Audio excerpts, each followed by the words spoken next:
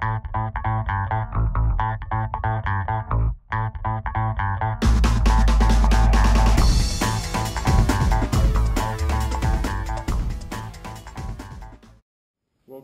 This is an instructional video for nurses and practitioners to administer the timed up and go test. More than 1/3 of adults 65 and older fall each year in the United States. Among older adults, falls are the leading cause of injury deaths. In 2005, 15,800 people 65 and older died from injuries related to unintentional falls. About 1.8 million people 65 and older were treated in emergency departments for non-fatal injuries from falls, and more than 433,000 of these patients were hospitalized. The risk of being seriously injured in a fall increases with age. In 2001, the rates of fall injuries for adults 85 and older were 4 to 5 times that of adults 65 to 74. Patients often fall more than once. The average is 2.6 falls per person per year. Women are 67% more likely than men to have a non-fatal fall injury. Rates of fall-related fractures among older adults are more than twice as high for women as for men. About 1,800 older adults living in nursing homes die each year from fall-related injuries. As many as 3 of 4 nursing home residents fall each year. That's twice the rate of falls for older adults living in the community.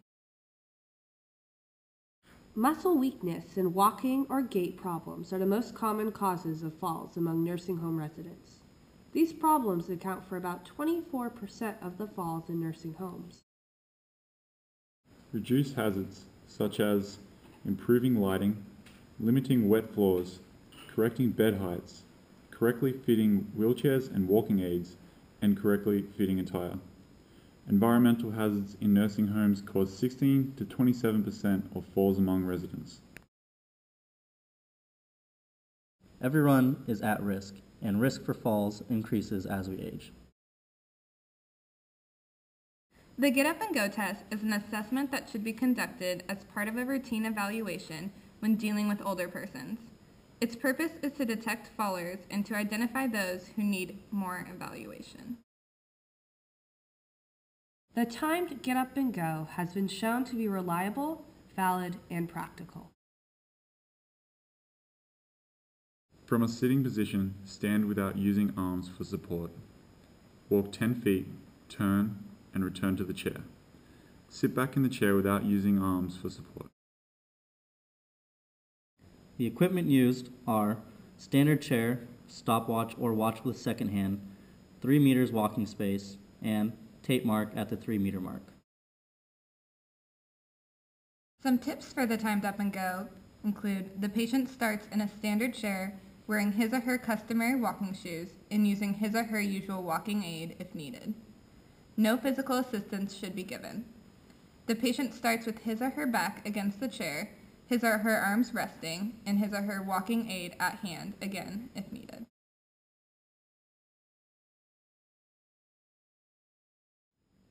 Now we're going to do the timed Get Up and Go test, so I'll have you sit down in the chair. Perfect, stay up, there we go. The purpose of this test, I'm going to have you walk around to the green garbage bin, come all the way back, and sit down as fast as you can, and I'm going to time you. The time will end when your lower back hits the back of the chair. Are you ready? Yeah. Ready, set, go.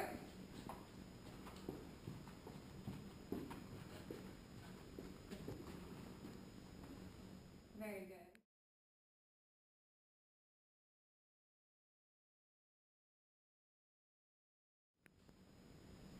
Okay, so I'm going to ask you to sit down. There you go.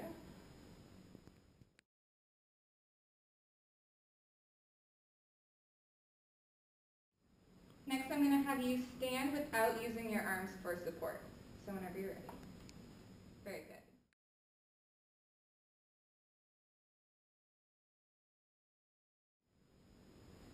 Now I'm going to have you close your eyes while remaining stationary.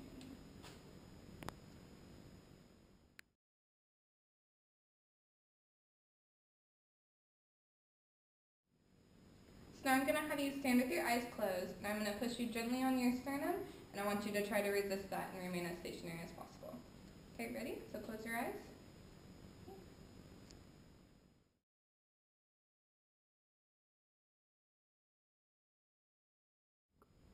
Okay, so now I'm going to have you walk a short distance and then just come to a stop. So at the line right up here. Okay, go ahead. And come to a stop.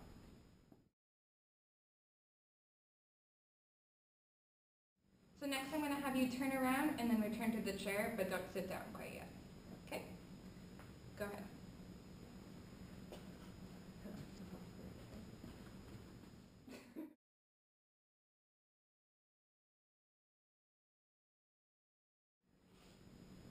Okay, and last I'm just going to have you sit back down in the chair without using your arms for support. Very good.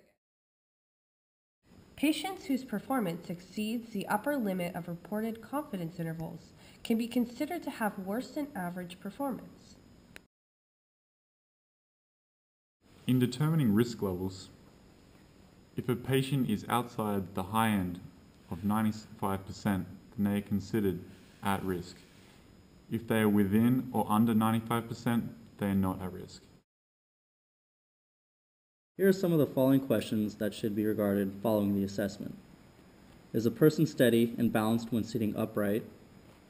Is the person able to stand with arms folded? When standing, is a person steady in narrow stance? With eyes closed, does the person remain steady? When nudged, does person recover without difficulty? Does person start walking without hesitancy? When walking, does each foot clear the floor well? Is there step symmetry with steps equal length and regular? Does the person take continuous, regular steps? Does the person walk straight without a walking aid? Does the person stand with heels close together? Is the person able to sit safely and judge distance correctly? And lastly, is the person obviously fearful or anxious during the assessment? There are numerous benefits of the Timed Up and Go test. The psychosocial component is a higher fear of falling scores equate with greater activity restriction. Studies reveal that the fear of falling is associated with external environment factors and in-home hazards prevent a barrier to physical function and physical activity levels of older adults. Other benefits include knowing who's at risk and being able to treat them. The Timed Up and Go test is correlated to Berger Balance Scale, clinical test of sensory interaction and balance, and multidirectional reach test. Being aware of older adults' risk of falls can be beneficial to nurses and practitioners in prescribing balance and strength improving exercise. Thank you for joining us in this instructional video of the Timed Up and Go test. Hopefully it's beneficial to you in the future while performing clinical assessments.